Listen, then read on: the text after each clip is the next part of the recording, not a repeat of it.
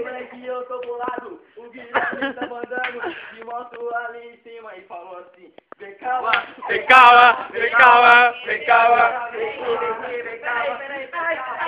Como que ele falou? Como é que ele falou?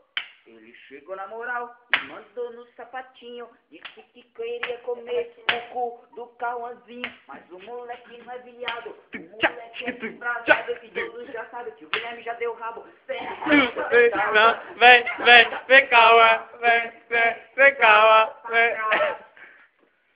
Aí ele vai ficar fudido. Calma.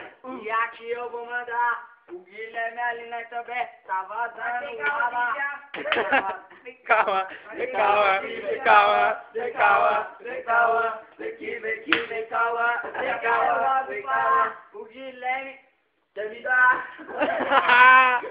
Nem falou que eu já falou pra ele.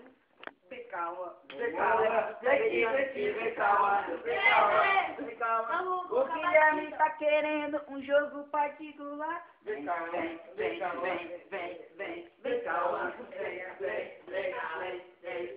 vem calma. Eu tô mandando a rima agora, eu sou o MC Alex.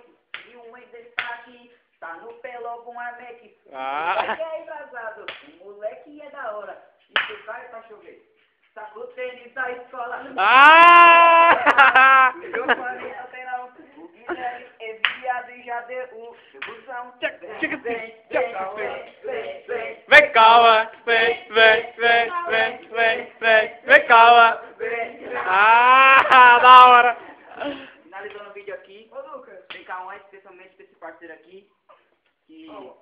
Sem palavras aí. Mariane, não vem não. Fecha o vídeo aí, finalizou. Vamos fazer outro comentário.